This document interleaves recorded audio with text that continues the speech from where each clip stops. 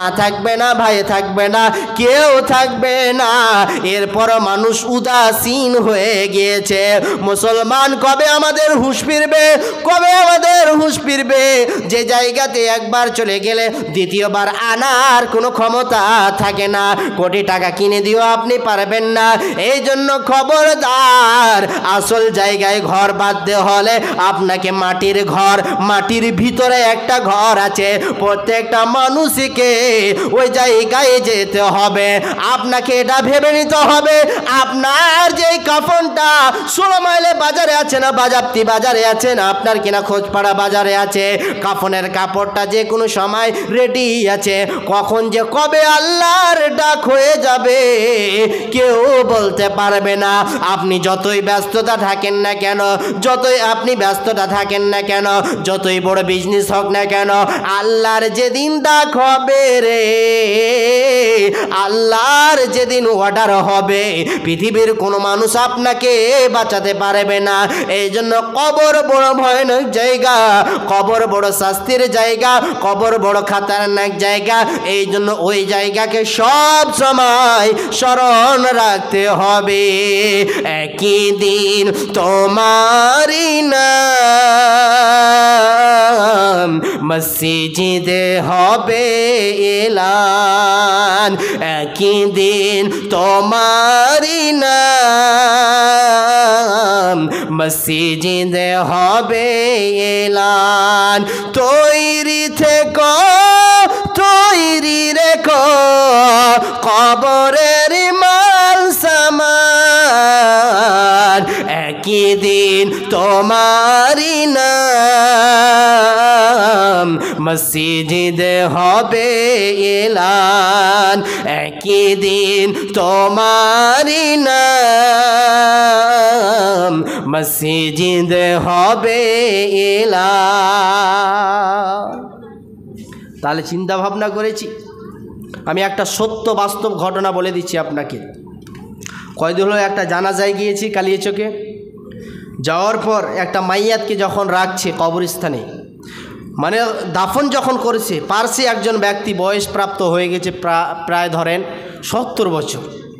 অজন্য এনে কান্নাকাটি করতে লাগলো। আমি বুঝতে পারলাম না ব্যাপারটা, দাঁড়িয়ে গেলাম কবরস্থানে। ওই জায়গাতে মাইয়াতটাকে যখন দাফন করছে দাঁড়িয়ে গেলাম, কাঁদছে কেন? তিনি এই কথাই বলছে, উচ্চারণগুলো শুনেন। বলছে, আল্লাহ এই জায়গাতে আমাকেও আসতে হবে, আল্লাহ এই জায়গাতে আমাকেও আসতে হবে, এই শব্দই ব্যবহার করছে। আর বলছে, আর অঝোর নয় না, কান্নাকাটি কী করছে আপনাকে কি বলবো, 2 চোখ দিয়ে অশ্রু টস টস করে দাঁড়িয়েগুলো ভিজে যাচ্ছে। কবরস্থানের পাশে আমিও দাঁড়িয়ে আছি, সে ব্যক্তিও দাঁড়িয়ে আছে। কাঁদছেন কেন? মানুষ আজ ভয় করে না। না, আজকে যে আপনাদের মসজিদে যে খাটলাটা আছে, ওই খাটলাতে আপনি 1 মিনিট শুয়ে দেখেন তো কত বড় মাস্তান আছেন। আজকে যে ট্রাই করবেন, আপনি 1 মিনিট তো দূরের কথা 1 সেকেন্ড আপনি ঘুমাতে পারবেন না। মসজিদে যেগুলো খাটলা আছে, যেগুলোতে কবরস্থানে নিয়ে যাওয়া হয়, লাশগুলো নিয়ে যাওয়া হয়, আপনি পারবেন? পারবেন না। তো সে ব্যক্তি যখন দুনিয়া ছেড়ে চলে গেল, কেমন করে খাটলার, মসজিদের খাটলার ওই জায়গাতে যেতে হয়, মসজিদের খাটলাতে করে কাফন দিয়ে আর আপনার কিনা সাদা কাপড় পরিয়ে তাকে নিয়ে চলে যাচ্ছে কবরস্থানে। কি এই দেহটার কি মূল্য, এই পৃথিবীর কি মূল্য? যখন চোখটা বুনছি সারা পৃথিবী অন্ধকার, সারা দুনিয়া অন্ধকার। কোথায় ব্যাংক ব্যালেন্সের মালিক ছিলাম, কোথায় কোটি টাকার মালিক ছিলাম। আর যখন মসজিদের মাইকে এলান হয়ে গেল, মারহুম অমুকের ছেলে আব্দুর রহমান চলে গেল দুনিয়া ছেড়ে, সে কি নিয়ে যেতে পারলো পৃথিবীর ধন সম্পদ? কাফনের পকেটে কি কোনো স্পেশাল পকেট আছে নাকি? বলেন কি যে আজ পৃথিবীর বুকে মানুষ আজ যখন মরে যাবে স্পেশাল করে কাফনের মধ্যে আধ একটা পকেট আছে? কেউ বলতে পারবে পকেট আছে? জি না। তবুও মানুষ উদাসীন, তবুও মানুষ ভাবনা চিন্তা করে না। কেন আমরা দিনের দিন কেন ভুলে যাচ্ছি কবরস্থানকে? 24টা ঘন্টা যখনই আপনি কোনো মাইয়াতকে নিয়ে যাবে, আপনি স্মরণ রাখবেন আজকে এর পালা এসেছে, কালকে আমারও পালা আসতে পারে। কালকে অমুক ব্যক্তিকে আমি দাফন করতে গিয়েছি, আমাকে কেউ দাফন করতে আসবে। এরকম পরস্পর সময় একদিন কিন্তু আসবে মানুষের, প্রত্যেকটাই মানুষের, সে ধনী হোক, গরিব হোক, সুন্দর হোক, রূপ সুন্দর হোক, আপনার স্মার্টলি হোক, বিউটিফুল হোক, যে লেভেলের মানুষ হোক না কেন, কবর কাউকে চিনে না এবং কবর কাউকে ছাড়ও দেয় না। কবর কাউকে চিনে না। আর যদি সামান্য যদি বাংলাদেশের বর্ডার যেতে গিয়ে যদি পুরো ডকুমেন্টস আপনাকে চেক আপ করতে হয়, পুরো অল বডি আপনাকে চেক আপ করার পর আপনাকে দেখছে মালটা কোন মাল আছে, মালটার ভিতরে পার্সাল কিছু স্পেশাল জিনিস আছে নাকি, মালটা কোন মাল আছে, কোন ইন্ডিয়ান না ভারতের কোথাকার মাল আছে, ফুল সমস্ত কিছু আপনার কিনে একটু যেতে আপনাকে চেক আপ করছে। সামান্য তো বাংলাদেশ বর্ডারটা আপনি পার হবেন, এতগুলো যদি বর্ডারে যদি আপনাকে ডকুমেন্টস লাগে, এতগুলো যদি আপনাকে কৈফত লাগে, তো আল্লাহর কবরে যদি আপনাকে সমস্ত কিছুর আপনাকে জিজ্ঞাসা করা হবে, সেদিন আপনি কি করবেন? সেদিন আপনার কোনো বাঁচার কোনো উপায় থাকবে না, সেদিন কোনো পালাবার সুযোগ থাকবে না, সেদিন কোনো ভাগবার সুযোগ থাকবে না। সেদিন আপনি কি করবেন? মুসলমান চিন্তা ভাবনা করেন। এই জন্য আল্লাহ তাবারাক ওয়া তাআলা পবিত্র কোরআনুল কারীমের মধ্যে কত সুন্দর করে বলছেন, দেখেন আল্লাহ বলছেন ইন্না ইয়াবাহুম সুম্মা ইন্না আলাইনা হিসাবাহুম। আল্লাহ তাবারাক ওয়া তাআলা বলছেন, রে আমার বান্দা এবং বান্দিরা তোমরা শুনে নাও,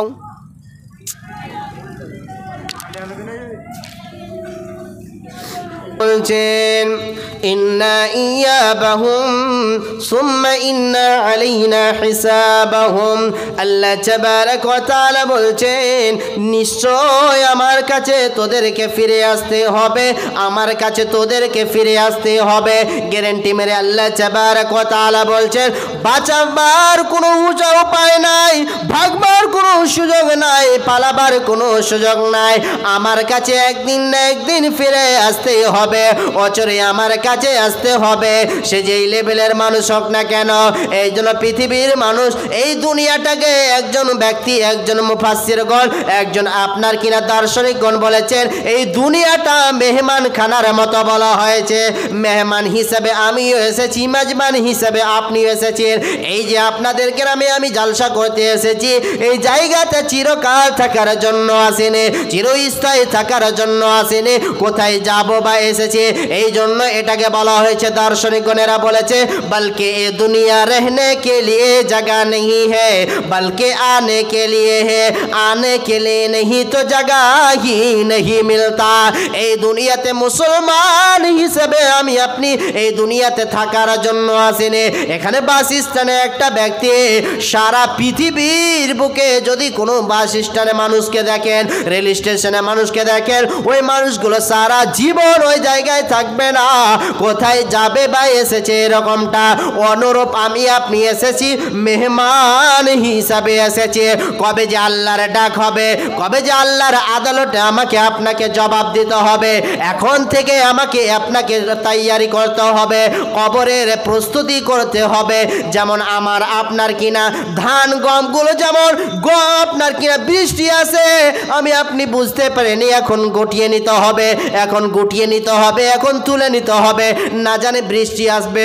অনুরূপ দুনিয়ার বুকে এটাই ভেবে নিতে হবে, আমার আল্লাহর কবে ডাক আসবে, এখন থেকে প্রস্তুতি করেন।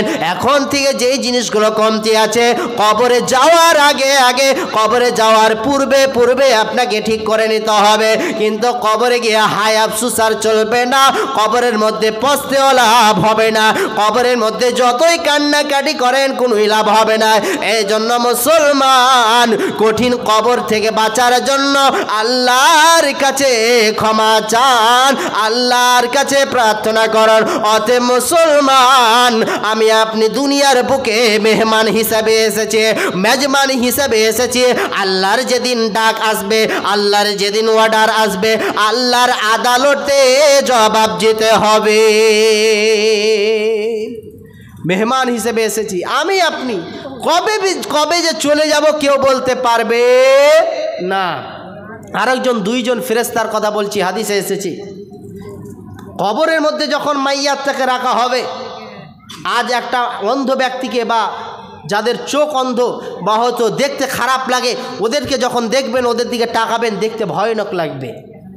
তো দুইজন ফেরেশতা ওই কবরের মধ্যে এসে ভয়ানক আপনার কিনা আকার দেখা দিবে। সে দেখে, সে মাইয়াত দেখে ভয়ানক আশ্চর্য হয়ে যাবে, এই দুইজন ব্যক্তি কি করে আসলো? হাদিসের ভাষায় বলা হয়েছে একজন অন্ধ ব্যক্তি আর একজন বহিরা, যেটাকে বলা হয়েছে কানে কিছুই শুনতে পাওয়া যাবে না। নবীজি বলছেন, ওই দুইজন ব্যক্তি, ওই দুইজন ফেরেশতা তাদের মাথায় মারবে, মুখে মারবে, আপনার হাতে মারবে, পায়ে মারবে। বল কেন আল্লাহর বিধানগুলোকে মানিসনি? বল কেন নিজের মন মতন জিন্দেগি করেছিস, জীবনটা কাটিয়েছিস? বল। মাথায় মারবে আর মুখে মারবে আর আপনার চিৎকার করবেন, আর আপনি সেই ফেরেশতাগুলোকে দেখে আপনি ভয়ানক হয়ে যাবেন, আশ্চর্য হয়ে যাবেন। এখন যদি আপনাদেরকে বলা হয় এখন আপনি এই কবরস্থানে আপনি রাত 12টায় যান, আপনি ভয় খেয়ে যাবেন, আশ্চর্য হয়ে যাবেন। আপনি বলবেন কেমন করে মৌলভী সাহেব, এত রাত্রে আমি গভীর রাত্রে কেমন করে যাব? তো সামান্য যদি এই জিনিসগুলোতে ভয় করেন তো কবর তো কত ভয়ানক জায়গা রে। কবরেতে কোনো সঙ্গী সাথী থাকবে না, কবরেতে বন্ধু থাকবে না, কবরেতে মা থাকবে না, বাবা থাকবে না, ভাই থাকবে না, আত্মীয় স্বজন থাকবে না, থাকবে কে? নিজে একাই থাকতে হবে। এই জন্য পৃথিবীর মানুষেরে এখন থেকে আপনাকে আমাকে এখন থেকে চিন্তা ভাবনা করতে হবে, কবর নামে জায়গা থেকে রেডি রাখতে হবে। কি করলে আমার রবকে আমি সহজভাবে উত্তরটা দিতে পারবো, কি করলে আমার রব খুশি হবে। এই জন্য আল্লাহ তাবারক ওয়া তাআলার কাছে প্রত্যেকটা সালাতের শেষে আপনি ক্ষমা চাইবেন। ও দয়াল মাবুদ গো, যা ভুল করেছি, পাপ করেছি, আমি যেন কঠিন কবরের আযাব থেকে আমি বাঁচতে পারি এবং কঠিন কবর থেকে যেন আমি পরিত্রাণ পাই এবং কবরের আযাব থেকে যেন আমাকে মাফ করো। আল্লাহর কাছে ক্ষমা চাইতে হবে। পৃথিবীর বুকে আপনাকে যে দোয়াগুলো শিখিয়ে দিয়ে যাচ্ছি মুসলমান, এই দোয়াগুলো যদি 1 কোটি টাকা কিনে দিয়ে দেন তবুও পাবেন না। আল্লাহর নবী সেইগুলো দোয়া বলেছেন, আল্লাহুম্মা হাসিবনি হিসাবান ইয়াসিরা, আল্লাহুম্মা হাসিবনি হিসাবান ইয়াসিরা, আল্লাহুম্মা হাসিবনি হিসাবান ইয়াসিরা। আল্লাহকে বলবেন, ও দয়াল মাবুদ গো, আমার যেন কবরের মধ্যে সহজভাবে হিসাবটা হয়ে যায়, কোনো রকমের টেনশন না হয়, কোনো রকমের প্রেশার না হয়, কোনো রকমের আমি হুতাশ ছাড়া যেন না হয়ে যায়। আমার ভিতরে আমি যেন সঠিকভাবে, সহজভাবে, সরলভাবে আমি যেন উত্তর দিয়ে দিয়ে অ্যান্সার দিয়ে দিই। নচেন ওই জায়গায় ফেসে গেলে ওই জায়গায় কোনো ফাঁসার আপনার কিনা পরিকল্পনা চলবে না, ওই জায়গায় কোনো বুদ্ধি বিবেক চলবে না, ওই জায়গায় চালাকি চলবে না, ওই জায়গায় যতই ঘুষ দেন ঘুষ দিয়েও বাঁচতে পারবেন না। এখন আপনার ভাইকে জেলে ধরে নিয়েছে, আপনি হয়তো টাকা দিয়ে ঘুষ দিয়ে পার করে নেবেন, কিন্তু কবর এমন একটি জায়গা রে, ওই জায়গাতে ঘুষ দিয়ে চলবে না, কোনো রকমের কোনো জিনিস দিয়ে চলবে না। তো আপনাকে যে কথাটা বলতেছিলাম, কবর আখিরাতের প্রথম মঞ্জিল, কবর হলো আসল জায়গা, কবর হলো আসল জায়গা। মায়েরা আমার, বোনেরা আমার, বাপজিরা আমার, ভাইরা আমার, বন্ধুরা আমার, কবরকে সব সময় রাস্তা দিয়ে চলবেন, ফিরবেন, উঠবেন, বসবেন, সব সময় লক্ষ্য রাখবেন। আমার এই দুনিয়ার চিরস্থায়ী থাকার জায়গা নয়, আমাকে একদিন না একদিন কবরে সম্মুখীন হতে হবে, আমাকে ওই জায়গায় যেতে হবে। বাবাকে রেখে চলে এসেছি, দাদুকে রেখে চলে এসেছি, আমাকে ওই জায়গায় চলে যেতে হবে। আল্লাহকে বলবেন, আল্লাহ গো, কবরের মধ্যে যেন আমার হিসাবটা সহজভাবে হয়ে যায়, কোনো রকমের টেনশন যেন না হয়, কোনো রকমের ভেজাল যেন না হয়। ওই জায়গাতে যদি ফেসে যান, ওই জায়গাতে যদি গ্রেফতার হয়ে যান, ওই জায়গাতে যদি আপনি আপনার সমস্ত কিছু পাকড়াও হয়ে যায়, আপনি ওই জায়গাতে যদি আপনি গ্রেফতার হয়ে যান, সব জায়গায় ফেসে যাবেন। যদি কোরআন হাদিস না মানি জীবনে, কি হবে গমি তোর পরে। 4 মাযহাবকে ফরজ জেনেছি, একই মাযহাবে আমল করেছি, কোরআন হাদিসের দিকে দেখিনি তো ফিরে, কি হবে গমি তোর পরে, কি হবে গমদের জীবনে। কবরের মাঝে কি দিব জবাব, কবরের মাঝে কি দিব জবাব, মুনকির মুনকির নাকিরের তরে, মুনকির নাকিরের তরে কি হবে গো মোদের জীবনে। এখন থেকে আমাকে আপনাকে প্রস্তুতি রাখতে হবে, যে কোনো সময় হোক না কেন কবরে যখন আপনি যাবেন আপনার প্রশ্নের অ্যান্সার রেডি রাখুন। যেমন আমার আপনার মাধ্যমিক আসতে পারে, উচ্চ মাধ্যমিক এইচএস আসতে পারে, আমি আপনি প্রেশান হয়ে যায়, টেনশন একটা, কি করে মাধ্যমিকে আমি সাকসেস হব, কামিয়াব হব। অনুরূপ এটাকেও আপনাকে ভাবতে হবে, এ কবর হলো আমার আসল বাড়ি, কবর হলো আমার আসল জায়গা, ওই জায়গাতে কোনো ভাগবার কোনো সুযোগ নয়। যেমন আপনাকে একটা উদাহরণ দিলে বুঝতে পারবেন, এখন থেকে যারা মাধ্যমিক দিবেন বা এইচএস দিবেন তাদেরকে কোনো টিচার আজ পর্যন্ত বলে দেয়নি বাবু এটা পড়া করো, এটা মাধ্যমিকে গ্যারান্টি মেরে বলতে পারেনি, কেউ বলতে পারবেও নাকি এটা অবশ্যই অবশ্যই এটা আসবে। কেউ বলতে পেরেছে কোনো টিচার, কেউ বলতে পারেনি আর পারবেও না। তার কারণ যদি ওই বলে দেয় কি এগুলোই প্রশ্ন আসবে, তাহলে ও আবার মাস্টার কি আর পরীক্ষায় কি। এই জন্য আপনাকে ভাবনা চিন্তা করতে হবে, যে সামান্য যদি আপনার কিনা পরীক্ষা হলে মানুষ প্রেশান হয়ে যাচ্ছে, টেনশন হয়ে যাচ্ছে, সামান্য একটা যদি প্রশ্নর হার্ড হয়ে যাচ্ছে, অ্যান্সার দেওয়া মুশকিল হয়ে যাচ্ছে আমার দ্বারাই আপনার দ্বারাই, তো সামান্য এগুলো জিনিসও যদি আমার আপনার মাথা টেনশন হয়, তো কবরেতে এইগুলো প্রশ্ন হবে না। বলবে বল তোর রব কে ছিল, বল তোর দিন কি ছিল, বল তোর নবী কে ছিল, বল। অনুরূপ আপনাকে আমাকে এই জীবন এই দুনিয়াতে আমাকে আপনাকে এটাই ভাবনা চিন্তা করতে হবে, এই দুনিয়ার কোনো গ্যারেন্টি নাই, এই পৃথিবীর কোনো গ্যারেন্টি নাই। চোখটা বুঝলেই আপনাকে রেখে চলে আসবে। কয়দিন দাদুকে রেখে এসেছেন, কয়দিন কবরস্থানে গিয়েছেন কবর জায়রাত করতে, কয়দিন কবরস্থানে গিয়ে কান্নাকাটি করেছেন, কয়দিন দরদি দেখেছে মানুষ। আজকাল পৃথিবীর বুকে আজ ধোকা দিচ্ছে সকলেই। আজ তার কারণ আজ বাবাকে রেখে চলে এসেছি, 2 মাস ভুলে গিয়েছি, আপনার স্ত্রীও আপনার কাছে পর হয়ে যাচ্ছে, আপনার ওয়াইফ আপনার কাছে পর হয়ে যাচ্ছে, আপনি আমি সকলেই পর হয়ে যাচ্ছি। কিন্তু মালিক আমার আল্লাহ সমস্ত কিছু সব সময় আমাকে আপনাকে 24টা ঘন্টা ডাকে, কোনো দিন আমার রব আমার আল্লাহ পর হন্ডে। তবুও মুসলমান চিন্তা ভাবনা আমরা করছি, কখন চিন্তা ভাবনা করব, কখন আমাদের হুঁশ ফিরবে কি যে আমার দাদুকে রেখে এসেছি, বাবাকে রেখে এসেছি, কী অবস্থায় আছে, কী অবস্থায় আছে, তাদের জন্য একবার যাই, তাদের কবরস্থানে গিয়ে একবার মাগফিরাতের জন্য দোয়া করে আসি। কবে আমাদের হুঁশ ফিরবে, কবে আমাদের জ্ঞান আসবে? কিন্তু না, তারা তাকিয়ে আছে, তারা কবরস্থানে তাকিয়ে আছে, আমার ছেলেগুলো আসবে, আমার সন্তানগুলো আসবে। এই জন্য যখনই আপনি মাঝে মধ্যে টাইম পাবেন, সময় পাবেন, কবরস্থানে যাওয়ার চেষ্টা করবেন, সময়টা দিবেন। কবরস্থানে গেলে পারে পরকাল কথাটা চিন্তা আসে, কবরস্থানে গেলে পারে আপনার আখিরাত বলে চিন্তা ভাবনা হয়, পরকাল বলে আপনার ভয় হয়। কবরস্থানে গেলে পারে দাদা দাদির কবরের ব্যাপারে আপনার অনেক কান্নাকাটি হয়। আপনার কবরস্থানে গেলে পারে আপনার জাহান্নামের ভয় হয়। কবরস্থানে গেলে পারে মনে হয় এই জায়গা তো আমাকে আপনাকে আসতে হবে। চলেন আল্লাহ তাবারক ওয়া তাআলা সূরা হামিম সাজদাতে কত সুন্দর করে বলছেন, যারা এই জিনিসগুলোর থেকে সাকসেস হয়ে যাবে, কামিয়াব হয়ে যাবে, আল্লাহ তাদের জন্য সুসংবাদ দিচ্ছে। কি সুসংবাদ? আল্লাহ তাবারক ওয়া তাআলা বলছেন, আউযু বিল্লাহি মিনাশ শাইতানির রাজীম, বিসমিল্লাহির রহমানির রহিম।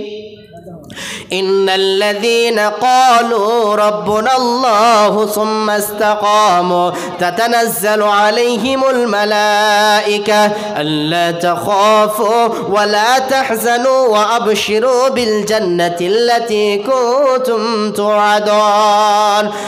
আমরা বলি আমাদের রব আল্লাহ, নিশ্চয় আমাদের প্রতিপালক হলেন আল্লাহ। আল্লাহ তাবারক ওয়া তাআলা এবার ফেরেশতাদেরকে বলবেন, ফেরেশতারা যখন বলবে, কবরের মধ্যে বলবে, আল্লাহ তাখাফু, তোমরা ভয় পেও না, তোমরা ভয় পেও না। আল্লাহ তাখাফু ওয়ালা তাহজানু, তোমরা গমগীন হয় না, হতাশারা হয় না, তোমরা মনে করো না। আল্লাহ তাবারক ওয়া তাআলা তোমাদেরকে যেটা সুসংবাদ দিয়েছে, ওয়াবশিরু বিল জান্নাতিল্লাতী কুনতুম তুআদুন, তোমাদেরকে জান্নাতের যেটা সুসংবাদ দেওয়া হয়েছে, তোমাদেরকে জান্নাতের যেটা খুশখবরি দেওয়া হয়েছে, তোমাদেরকে যেটা জান্নাতের আশীর্বাদ দেওয়া হয়েছে, তোমাদেরকে জান্নাতের যেটা সংবাদ দেওয়া হয়েছে, তোমরা টেনশন করিও না। শুধু একটা কথা হলো কোনটা? এক নাম্বার হলো আতিউল্লাহ ওয়া আতিউর রাসূল, আল্লাহর কথাগুলোকে ইতাআত করো এবং রাসূলের কথাগুলোকে মেনে চলো, তবে আল্লাহর জান্নাতে যাবে। আল্লাহর কথাগুলোকে অনুকরণ করো, আর নবীজির কথাগুলোকে মেনে চলো, সহজভাবে আল্লাহর জান্নাতে যাবে। ও পৃথিবীর মানুষেরা, আল্লাহর জান্নাত কিনতে গেলে আপনাদেরকে টাকা লাগবে না, আপনাদেরকে পয়সা লাগবে না, আপনাদের কোনো টেনশন হতে হবে না। একবার শুধু দুই হাতটা দিয়ে মাওলাকে বলেন, ও দয়াল মাবুদ গো, আমি অনেক গুনাহ করেছি, অনেক পাপ করেছি, না জানি কবরের মধ্যে আমার সঙ্গী সাথী থাকবে না। আল্লাহ তুমি আমার হিসাবটাকে সহজ করে দিও।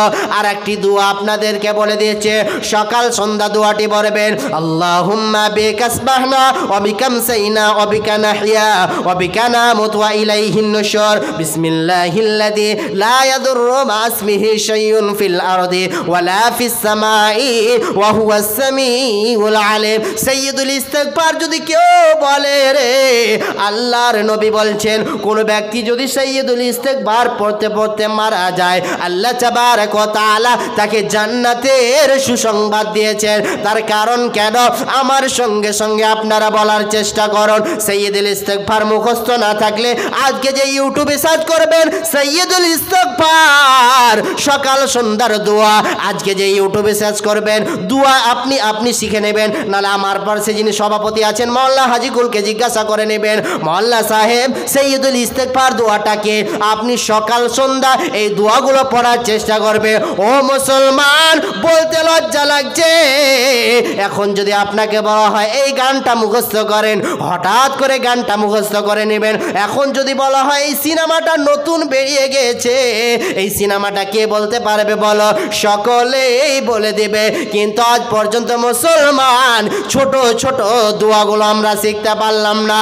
কি করে আপনাকে খাওয়ার দোয়া, খাওয়ার শেষের দোয়া, কি করে কবরস্থানে গিয়ে মাইয়াতকে, প্রথমে আমরা মাইয়াতকে যখন মাটি দিয়ে বিসমিল্লাহ বলবো, বিসমিল্লাহ আপনার শুরু করব। এবার যখন মাইয়াতকে দাফন করার পর কি বলে দোয়াটা দিব, আল্লাহুম্মা গফির লাহু ওয়ারহামহুম, এই দোয়াগুলো কখন শিখবো? মোল্লা হাজিকুলের কাছে আসবেন, শিখে নেবেন। শিখলে কোনো টাকা লাগবে না, পয়সা লাগবে না। আমাদের সময়ের অভাব হয়ে গিয়েছে, আমরা কোনোদিনও আলেম ওলামার পাশে বসিনি, আলেম ওলামার কাছে আসিনি, এই জন্য আমাদের এই অবস্থা। এই জন্য আমার সঙ্গে সঙ্গে সাইয়্যিদুল ইস্তিগফার দোয়াটা পড়ার চেষ্টা করবেন, মুখস্থ করার চেষ্টা করবেন। আল্লাহর নবী বলছেন, আল্লাহুম্মা আনতা রাব্বি লা ইলাহা ইল্লা আনতা খলাকতানি ওয়া আনা আবদুকা ওয়া আনা আলা আহদিকা ওয়া ওয়া'দিকা মাসতাতু আউযু বিকা মিন শাররি মা সানাতু ওয়া আবু লাকা বিনি'মাতিকা আলাইয়া ওয়া আবু বিযামবি ফাগফিরলি ফাইন্নাহু লা ইয়াগফিরুদ যুনুবা ইল্লা আনতা। এই দোয়াগুলো, ছোট ছোট দোয়াগুলো, আসান আসান যেগুলো দোয়া রয়েছে, যেগুলো আপনার দ্বারাই সহজ হবে, এই দোয়াগুলো আপনি মুখস্থ করে নেবেন। যেমন হাদিসের মধ্যে পাওয়া যায়, আল্লাহুম্মা হাসিবনি হিসাবান ইয়াসিরা, রাস্তাতে চলবেন, ফিরবেন, উঠবেন, বসবেন, আল্লাহর কাছে এই দোয়াটা পড়বেন। আপনি বলবেন সুবহানাল্লাহি ওয়া বিহামদিহি সুবহানাল্লাহিল আযীম। এই জুবান দিয়ে কাউকে গালি না দিয়ে, এই জুবান দিয়ে নোংরা ভাষা না বলে, এই জুবান দিয়ে কাউরির গীবত না করে আপনি নেকির মাকসাদ করেন, আপনি নেকিটা কামান, আল্লাহ তাআলা আপনাকে ভালোবাসবেন। সুবহানাল্লাহিল আযীম ওয়া বিহামদিহি সুবহানাল্লাহিল আযীম ওয়া বিহামদিহি সুবহানাল্লাহি ওয়া বিহামদিহি সুবহানাল্লাহিল আযীম। এতগুলো দোয়া পড়ার আমরা সুযোগ পেলাম না। আজ থেকে পৃথিবীর বুকে কোনো মানুষকে বলা হয় সিরিয়াল দেখেছো, বলে দিবে সিরিয়াল দেখেছি। আজ যদি বলা হয় কোনো মুসলমানের বাচ্চাকে এই ফিল্মটা উঠেছে নতুন, কে দেখেছো বলো?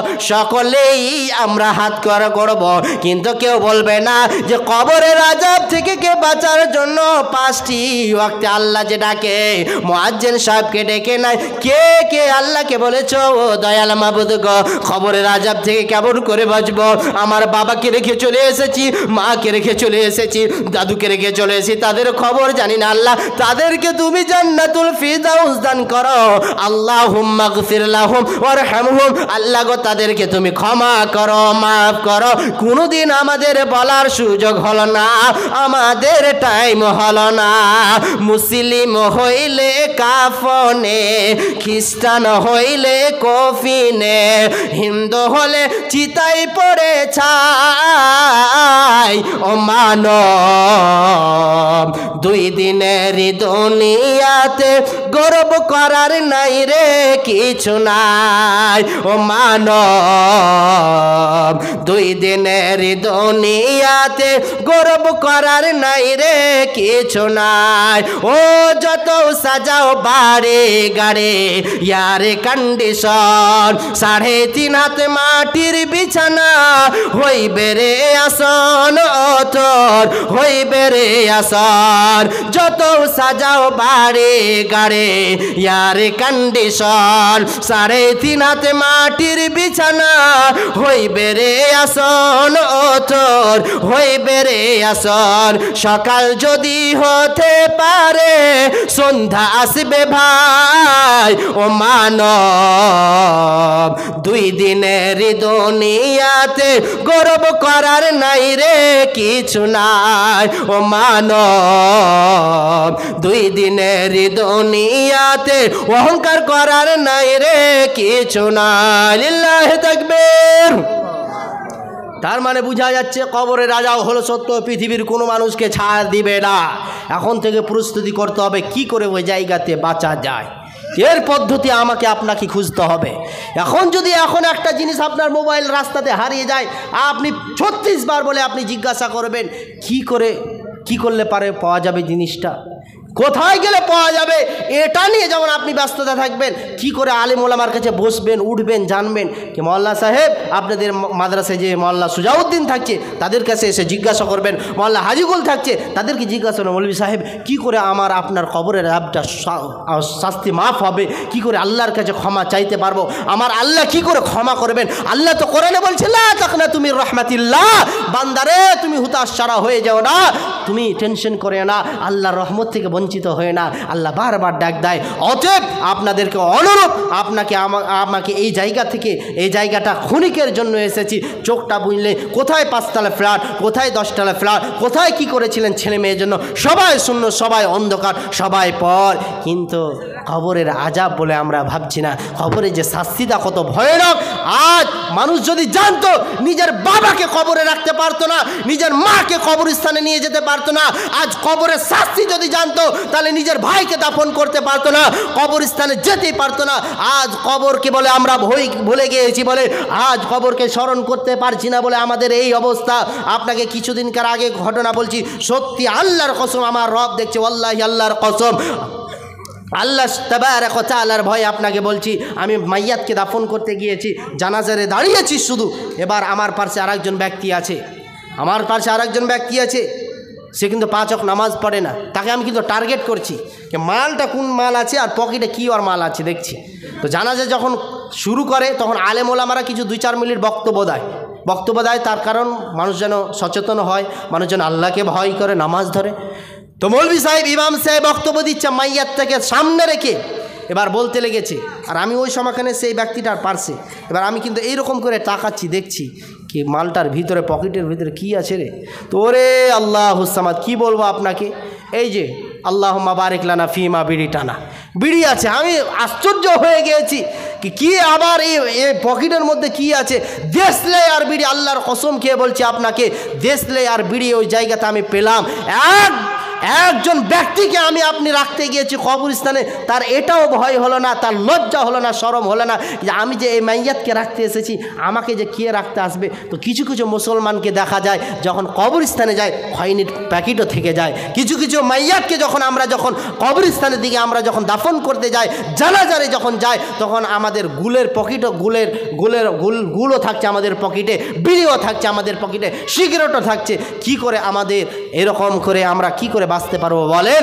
আমরা যদি সচেতন না হয়, আমরা যদি নিজেকে পরিবর্তন না করি, আমরা কি নিজেকে যদি চেঞ্জ না করি, একজন ব্যক্তিকে, একজন মাইয়াতকে দাফন করতে যাওয়ার পরে যদি আপনি সামান্য বিড়ি এবং সিগারেট দিয়ে আপনি সহ্য করতে পারছেন না, তাহলে কবরে বেটা তোমার কি আযাব হতে পারে, কবরে কি শাস্তি হতে পারে, এটা নিয়ে কেন উদাসীন, এটা নিয়ে কেন আপনার চিন্তা নয়, এটা নিয়ে কেন টেনশন নাই। এবার রসুলের আর একটি হাদিস বলবো, সেই হাদিস আপনাকে বলবো। আল্লাহ নবী বলেছেন, আল্লাহ নবী কি বলেছেন? একটা মাইয়াত যখন মারা যায় তার সঙ্গে তিনটা জিনিস দেয়। কোনটা জিনিস? তিনটা জিনিস নবীজি বলছেন, ভালো করে শুনবেন, শেষ হাদিস আপনাকে বলছি।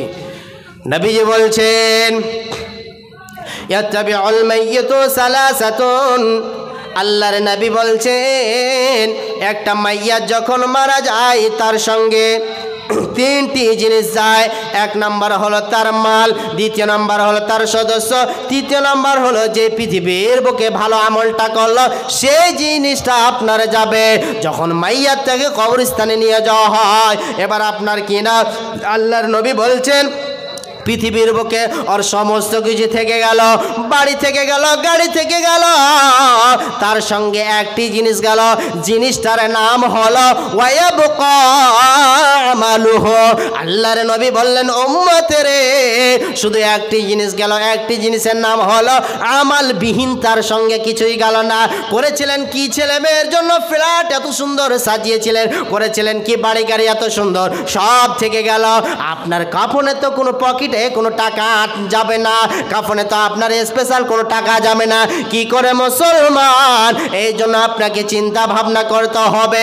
এই জন্য একজন ব্যক্তি যখন দুনিয়া ছেড়ে বিদায় হয়ে চলে যায়, নবীজি বলছেন উম্মতেরে একজন ব্যক্তি যখন দুনিয়া ছেড়ে চলে যায়, পৃথিবী ছেড়ে চলে যায়, তখন আপনার কিনা তার সঙ্গে তিনটি জিনিস ছেড়ে আর কিছুই যায় না। তার সঙ্গে টাকাও গেল, পয়সাও গেল, বাড়ি গেল, টাকা গেল, কিন্তু সমস্ত জিনিস রিটার্ন আবার ফিরে চলে আসলো, সমস্ত জিনিস চলে আসলো। গেল কি? ওয়ায়াবকা আমালুহু, আমলবিহীন তার সঙ্গে কিছুই গেল না।